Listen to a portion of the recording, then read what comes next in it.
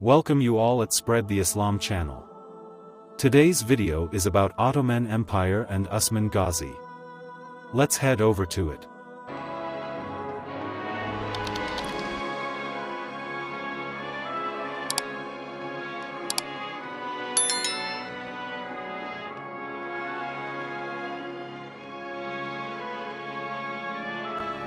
تاریخ اسلام کے طالب علم جانتے ہیں کہ دین میں خلافت کی اہمیت کیا ہے اور یہ خلفائے راشدہ کے عہد زیرین کے بعد کن کن گھاٹیوں سے گزر کر بالآخر 1922 میں ختم ہو کر اہل اسلام کے دل پر وہ گھاؤ لگا گئی جس کے زخموں سے آج بھی خون رس رہا ہے۔ اگرچہ یہ حقیقت اپنی جگہ ایک وجود رکھتی ہے کہ جناب امام حسن رضی اللہ تعالی عنہ کے بعد تاریخ اسلام میں ملوکیت کا عمل دخل شروع ہو گیا تھا، لیکن اس کے باوجود ایک زمانے تک مسلمان حکمران خود کو خلیفہ ہی کہلاتے تھے، جس کی وجہ سے دنیا میں ہمارا ایک بھرم قائم رہا۔ مگر بدقسمتی سے یہ خستہ عمارت بھی ایک صدی قبل اس وقت زمین بوس ہو گئی جب ہندوستان کے کریا کریا میں یہ نعرہ گونج رہا تھا کہ بولیں اماں محمد علی سے جان بیٹا خلافت پر دے دو۔ ناظرین، آپ دیکھ رہے ہیں اسپریڈ دی اسلام، جس نے آج کی اس زیر نظر ویڈیو کے لیے تاریخ میں سب سے طویل عمر رکھنے والی خلافت عثمانیوں کو اپنا موضوع سخن بنایا ہے، جس میں اس عہد کے سرسری جائزے کے ساتھ ساتھ اس معاہدے کا بھی خاص طور پر تذکرہ کیا جائے گا جو کہ اس کے خاتمے کے وقت اتحادی قوتوں اور اس کے شکست خوردہ حکمران کے درمیان طے ہوا تھا، جس کی عمر 100 سال مقرر کی گئی تھی، اور ہم جانتے ہیں کہ یہ مدت آئندہ سالوں میں ختم ہو جانے والی ہے، جس کے بعد نہ صرف عالم اسلام بلکہ پوری دنیا میں ایک بہت بڑی تبدیلی کے مواقع موجود ہیں۔ معزز ناظرین، بنو امیہ کی حکومت کے خاتمے کے بعد 132 ہجری میں خلافت بنو عباس کا قیام عمل میں آیا، جو کہ قریب 5 صدیوں تک قائم رہی، اور اس زمانے میں بغداد نہ صرف علم و حکمت کا گھر تصور ہوتا تھا بلکہ اس کا شمار دنیا کی طاقتور ترین حکومتوں میں بھی ہوتا تھا، جس کو ہارون الرشید اور مامون الرشید جیسے خلفاء نے قوت و حشمت کی بلندیوں تک پہنچا دیا تھا۔ لیکن فطرت کے اس اصول یعنی ہر کمال رزوال کے تناظر میں جب 8ویں خلیفہ معتصم باللہ کے بعد عباسیوں نے محض ہوس اقتدار کو اپنا مطمع نظر بنا لیا تو ہلاکو خاں کے ہاتھوں اس کا بھی خاتمہ ہو گیا، اور یہ تاریخ اسلام کا وہ خونی باب ہے جس کو رقم کرنے کے لیے شیر کا کلیجہ درکار ہے۔ لیکن چونکہ آج کا ہمارا موضوع خلافت عثمانیہ ہے جس نے اسی راک سے جنم لیا، سو ہم اسی تک محدود رہتے ہوئے ابھی اس سے صرف نظر کریں گے۔ ناظرین محترم، عین ان لمحات میں جب بلا لحاظ عمر و جنس مسلمانوں کا خون بغداد کی گلیوں کو سیراب کر رہا تھا اور تاتاریوں نے صرف مسلمانوں پر زندگی حرام کر دی تھی کہ ایک دیندار گھرانے میں ایک بچے نے آنکھ کھولی اور اس کے والدین نے نومولود کا نام عثمان رکھا، جس سے ان نامہربان موسموں میں ہر ممکن حد تک اچھی تربیت کی گئی، اور جب وہ جوانی کی حدود میں پہنچا تو اس نے اپنا روحانی تعلق ایک درویش خدا مست سے قائم کر لیا، اور پھر ایک دن اس نے خواب دیکھا کہ اس کے مرشد کے سینے سے ایک چاند نکل کر اس پر سایہ فگن ہو گیا ہے۔ ساتھ ہی اس نے دیکھا کہ اس کے قدموں سے ایک درخت نے جنم لیا جو دیکھتے ہی دیکھتے نہ صرف جوان ہو گیا بلکہ اس کی شاخوں نے دنیا کے ایک بہت بڑے حصے کو بھی اپنی لپیٹ میں لے لیا ہے، اور اسی کی کوکھ سے اس نے 4 دریاؤں اور 4 پہاڑوں کو بھی نکلتے دیکھا۔ خواب سے بیداری کے بعد جب عثمان نے یہ خواب اپنے پیر و مرشد کے سامنے بیان کیا تو انہوں نے کہا، مبارک ہو، اللہ نے تمہیں اور تمہاری اولاد کو اپنے دین کے لیے چن لیا ہے۔ ناظرین گرامی، یہ 1299 کا سال تھا جب فطرت نے عثمان کو دولت عثمانیہ قائم کرنے کی قوت بخشی۔ یہ نوزائندہ اسلامی مملکت اس بازنطینی حکومت کے پڑوس میں قائم ہوئی جس کو آج ہم اہل روم کی حکومت سے موسوم کرتے ہیں۔ قابل قدر ناظرین، عثمان، جس کو ترک آج بھی غازی عثمان کے نام سے یاد کرتے ہیں، کا عہد حکومت ایک مثال کے طور پر پیش کیا جاتا ہے جس میں عدل و انصاف کی حکمرانی تھی۔ غازی عثمان نے اپنی زندگی میں ایک ایسی سلطنت کی بنیاد رکھی جو کہ آنے والی کئی صدیوں تک قائم رہی۔ یہ عظیم حکمران جب 1226 میں اس دنیا سے رخصت ہوا تو اس نے موت سے قبل اپنے بیٹے اور خان کو جو نصیحت کی وہ آج بھی کتب تاریخ میں ایک بہترین ضابطے کی صورت میں موجود ہے۔ اس نے کہا کہ جہاد فی سبیل اللہ کو قائم رکھتے ہوئے ہمیشہ دین اسلام کا پرچم سر بلند رکھنا اور ہمیشہ عدل و انصاف پر قائم رہنا۔ اس نے کہا کہ میری نسل سے جو شخص بھی اسلام سے بے وفائی کا مرتکب ہوگا تو وہ روز حشر رسول اللہ صلی اللہ علیہ وسلم کی شفاعت سے محروم رہے گا۔ اور پھر اس کے بعد 627 سال تک دولت عثمانیہ پر اسلامی خلافت قائم رہی، جس دوران کئی ایک نامور حکمران آئے جنہوں نے اس کی آبیاری کرتے ہوئے اسے دنیا کی ایک عظیم سلطنت میں بدل دیا۔ اور پھر آنے والے وقت نے ثابت کیا کہ عثمان کے خواب میں آنے والے دریاؤں میں دجلہ، فرات، نیل اور دریائے دینوب شامل تھے،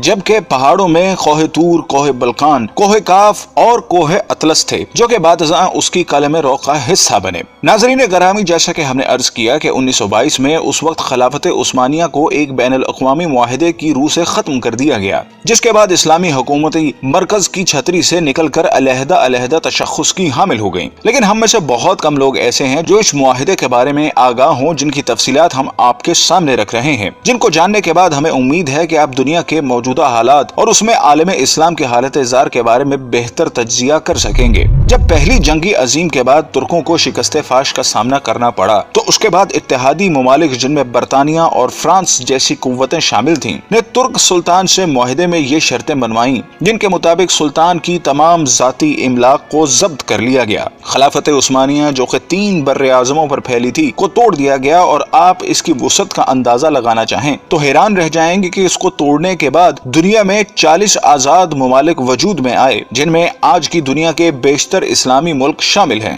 گویا مسلمانوں کی قوت مختلف 40 دائروں میں تقسیم ہو کر رہ گئی، جس کے بعد یہودی اور نصرانی دنیا کے لیے سپر پاور بننے کا راستہ ہموار کیا گیا۔ ترکی، جو کہ اس سے قبل عالم اسلام کا مرکز تصور ہوتا تھا، کو سیکولر اسٹیٹ کا درجہ دے دیا گیا۔ سلطان کے 3 بر اعظموں پر پھیلے ہوئے اثاثوں کو ضبط کر لیا گیا، اور ترکی میں آئندہ 100 سال تک اسلامی نظام کے نفاذ اور خلافت پر پابندی عائد کر دی گئی۔ اس کے علاوہ اس کو معاشی طور پر تباہ و برباد کرنے کے لیے یہ شرط بھی رکھی گئی کہ وہ اگلے 100 سال تک اپنی معدنیات، جن میں تیل کی نمایاں دولت تھی، کو استعمال نہیں کرے گا، اور تیل کے مزید کنویں بھی نہیں کھودے جائیں گے۔ جبکہ مزید ظلم یہ کیا گیا کہ اس کی بندرگاہ باسفورس پر ترکی کی ملکیت کو ختم کرتے ہوئے اسے عالمی تصرف میں دے دیا گیا، اور یہ شرط رکھی گئی کہ ترک اس سے کسی بھی قسم کا ٹیکس وصول نہ کر سکیں گے۔ یہ تمام شرائط نافذ کرنے کے بعد ساتھ ہی یہ بھی طے کر دیا گیا کہ ترک سلطنت اگلے 100 سال تک اس معاہدے کا احترام کرنے کی پابند ہوگی۔ ناظرین گرامی، وقت اپنی مخصوص رفتار کے ساتھ چلتا رہا، اور ترک مسلمانوں اور بالعموم تمام عالم اسلام نے یہ صدی کس کرب سے گزاری۔ اگر اس داستان خون رنگ کو لکھنے کی جسارت کی جائے تو ظاہر ہے ایک پوری کتاب کی ضرورت پڑے گی، لیکن یہ عہد پرآشوب اپنی تمام تر حشر سامانیوں کے ساتھ اب اپنی آخری سانسیں لے رہا ہے، اور اب مزید کچھ سال بعد ترکی اس معاہدے سے آزاد ہونے والا ہے، جس نے 100 سال تک اس کی آزادی کو اس سے چھینے رکھا۔ لیکن جو وقت قریب آ رہا ہے تو اسلام مخالف قوتوں کی راتوں کی نیند میں خلل آنے لگا ہے کہ اس معاہدے کے بعد دنیا میں ایک بار پھر نئے دور کا آغاز ہونے والا ہے، جس کی طاقتور شہادتیں ترکی کی موجودہ قیادت، جو کہ مرد حر طیب اردغان کا قول و عمل دے رہا ہے۔ ہر چند کے گزشتہ 1 صدی میں ترکی کو اسلام سے دور رکھنے کی ہر ممکنہ کوشش کی گئی، لیکن اس کے باوجود حالات گواہی دے رہے ہیں کہ وہ چنگاری جس کو اغیار نے اپنی مکاری سے دبانے کی سرتوڑ کوششیں کی، وہ ایک بار پھر شعلہ بننے کے لیے بےتاب ہیں۔ بلکہ اگر طیب اردغان کے طرز عمل پر ذرا سا بھی غور کریں تو یہ بات کھل کر سامنے آتی ہے کہ برما کا معاملہ ہو یا کشمیر کا مسئلہ، سب سے پہلے مسلمانوں کے حق میں جو آواز بلند ہوتی ہے وہ طیب اردغان کا نعرہ مستانہ ہوتا، اور جب یہ معاہدہ اپنی موت مر جائے گا تو پھر حالات کیا رخ اختیار کریں گے، اس کا اندازہ لگانا کوئی زیادہ مشکل کام نہیں۔ بلکہ طیب اردغان کا یہ بیان کہ 2023 کے بعد ترکی پہلے جیسا بیمار ملک نہیں رہے گا، بلکہ وہ عالمی سیاست میں ایک صحت مند کردار ادا کرے گا، اس بات کا غماز ہے کہ آنے والے وقتوں کے لیے خود کو تیار کر چکا ہے، اور شاید اقبال کا اس شعر کی تفسیر آمدہ برسوں میں آنے والی ہے: اگر عثمانیوں پہ کوہ غم ٹوٹا تو کیا غم ہے کہ خون 100,000 انجم سے ہوتی ہے سحر پیدا۔ ناظرین کرام، اگر ہم تاریخ کے آئینے میں دیکھنے کی جسارت کریں تو یہ بات کھل کر سامنے آتی ہے کہ طاغوت کی ہمیشہ یہی کوشش رہی کہ اسلام کبھی بھی دنیا کے کسی بھی خطے میں اپنی اصل شکل کے ساتھ نافذ نہ ہو سکے، اور اگر ماضی میں بھی کبھی ایسی کوشش کی بھی گئی تو اس کی مخالفت میں تمام ابلیسی قوتیں متحد ہو گئیں۔ مثال مولا عمر کے افغانستان میں اسلام کے نفاذ کی کوشش تھی، جو طاغوت کے لیے ایک ڈراؤنا خواب تھا، جس کے مقابلے میں ہم نے دیکھا کہ دنیا کی تمام قوتیں اس پسماندہ ترین ملک کے خلاف صف آرا ہو گئیں، اور نہ ہی وہ طاقتیں جن کے بارے میں اللہ رب العزت کا ارشاد ہے کہ یہ کبھی تمہاری دوست نہیں ہو سکتی، بلکہ یہ آپس میں ہی ایک دوسرے کی دوست ہیں۔ یہ گوارا کرتی ہے کہ ملت اسلامیہ کبھی ایک مرکز تلے جمع ہو سکے، اور یہی وجہ ہے کہ انہوں نے اسلام کی خلافت کو ختم کر کے اپنے تئیں ایک بہت بڑا معرکہ سر کر لیا تھا، اور اس خوش فہمی میں مبتلا تھیں کہ شاید ایک صدی کی گرد تلے دبے یہ ترک مسلمان دوبارہ اپنی فطرت کی طرف مراجعت اختیار نہیں کر سکیں گے، لیکن وقت کے تیور بتا رہے ہیں کہ اب ان کا یہ خواب پورا نہیں ہو سکے گا، اور ایک دفعہ پھر دنیا میں خلافت کی بنیاد رکھی جائے گی، کیونکہ حضور صلی اللہ علیہ وسلم کی حدیث کے مطابق قیامت سے قبل خلافت قائم ہو کر رہے گی۔ قال رسول اللہ صلی اللہ علیہ وسلم تکون النبوۃ فیکم ما شاء اللہ ان تکون، نبوت رہے گی تمہارے مابین مسلمانوں جب تک کہ اللہ چاہے گا کہ وہ رہے، یعنی میں رہوں گا۔ ثم یرفع اللہ اذا شاء یرفعها، پھر اللہ اسے اٹھا لے گا جب اللہ چاہے گا کہ اسے اٹھا لے، یعنی پھر میرا انتقال ہو جائے گا، نبوت ختم ہو جائے گی، اب تمہارے مابین نبوت کی برکات و سعادتیں نہیں رہیں۔ ثم تکون خلافۃ علی منہاج النبوہ، پھر اس کے بعد ایک دور ہوگا خلافت کا جو بالکل نبوت کے طریق پر ہوگی، نبوت کے نقش قدم پر ہوگی، جو نظام میں نے قائم کیا جوں کا توں، بغیر کسی بال کے فرق کے وہ قائم رہے۔ فَتَكُونُ مَا شَاءَ اللَّهُ أَن تَكُونُ، پھر وہ بھی رہے گا جب تک کہ اللہ چاہے گا کہ رہے۔ ثُمَّ يَرْفَعُ اللَّهُ إِذَا شَاءَ يَرْفَعَهَا، پھر اللہ اسے بھی اٹھا لے گا جب چاہے گا کہ اٹھا لے۔ ثُمَّ تَكُونُ مُلْكًا عَاضًا،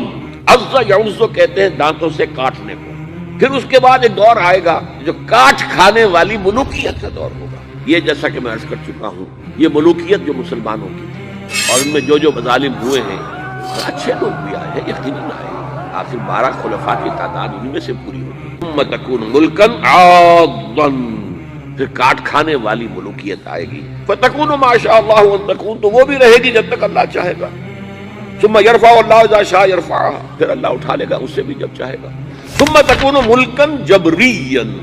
پھر ایک مجبوری والی ملوکیت آئے گی، غلامی والی، جس کو ہم ویسٹرن کولونیلزم کہتے ہیں، یورپین کولونیلزم۔ کہیں انگریز ملکہ وکٹوریا کے ہم غلام ہو گئے، کہیں جو ہے ہسپانوی آ گئے، کہیں پر اطالوی آ گئے، کہیں پر فرانسیسی آ گئے، کہیں پر ولندیزی آ گئے، کہیں پر پرتگیزی آ گئے، اس طرح سے پورا عالم اسلام گرفت میں آ گیا۔ ثم تکون ملکن جبریا فتکون ما شاء اللہ ان تکون، پھر وہ بھی رہے گا جب تک کہ اللہ چاہے گا۔ ثم یرفع اللہ اذا شاء یرفع، پھر اللہ اسے بھی اٹھا لے گا جب چاہے گا کہ اٹھا لے۔ ثم تکون خلافۃ علی منہاج النبوہ، پھر آئے گا ایک دور خلافت علی منہاج النبوہ کا۔ ثم سکت النبی صلی اللہ علیہ وسلم، اس کے بعد خاموش ہو گئے حضور۔ تاریخ انسانی کا یہ آخری دور ہوگا۔ مسند احمد میں موجود حدیث کے مطابق حضور صلی اللہ علیہ وسلم نے 5 ادوار کا ذکر فرمایا ہے۔ آپ صلی اللہ علیہ وسلم نے فرمایا کہ تمہارے اندر نبوت کا دور رہے گا جب تک اللہ چاہے، پھر اللہ اسے اٹھا لے گا جب اٹھانا چاہے گا، یعنی جب تک حضور صلی اللہ علیہ وسلم رہے وہ دور رہا۔ اس کے بعد حضور صلی اللہ علیہ وسلم نے دوسرے دور کا ذکر فرمایا، پھر خلافت منہاج النبوہ قائم ہوگی، پس یہ دوسرا دور بھی جاری رہے گا جب تک اللہ چاہے گا، پھر جب اللہ چاہے گا اسے بھی اٹھا لے گا۔ اس کے بعد حضور نے تیسرے دور کا ذکر فرمایا کہ اس کے بعد کاٹ کھانے والی حکومت کا دور آئے گا۔ حکومت کا یہ دور بنو امیہ اور بنو عباس کی ملوکیت کا دور تھا۔ آپ نے ارشاد فرمایا یہ دور بھی رہے گا جب تک اللہ چاہے گا، پھر اسے بھی ختم فرما دے گا۔ پھر حضور صلی اللہ علیہ وسلم نے چوتھے دور کا ذکر فرمایا، پھر جابرانہ بادشاہت کا ایک دور آئے گا۔ جابرانہ بادشاہت سے مراد غیروں کی غلامی کا زمانہ ہے۔ پھر حضور نے 5ویں دور کا ذکر فرمایا کہ پھر خلافت منہاج النبوت قائم ہوگی، یعنی پھر پہلے ہی کی طرح خلافت کا دور آئے گا جو نبوت کے نقشے پر ہی قائم ہوگا۔ ہمارا ایمان ہے کہ وہ دور لازماً آئے گا جس کی خبر حضور نے دے دی ہے کہ آپ صلی اللہ علیہ وسلم سچے ہیں اور آپ کی خبر کبھی غلط نہیں ہو سکتی۔ ناظرین گرام، خلافت عثمانیہ کی سرزمین پر طیب اردغان جیسی شخصیت کی موجودگی اس بات کی دلالت کر رہی ہے کہ شاید آنے والا وقت ایک دفعہ پھر اس امت کو ایک جھنڈے تلے جمع کرنے کے لیے اپنی چال چل چکا ہے۔ ہماری دعا ہے کہ خدا وہ وقت جلدی لائے کہ امت کے ان زرخیز اور مقدر دماغوں کے اندر وہ احساس زیاں جنم لے سکے جو کہ اتحاد امت کے راستوں کا نقیب بن سکے۔ آمین۔ If you like the video, hit the like button and subscribe the channel for more informative Islamic historical content. Thanks.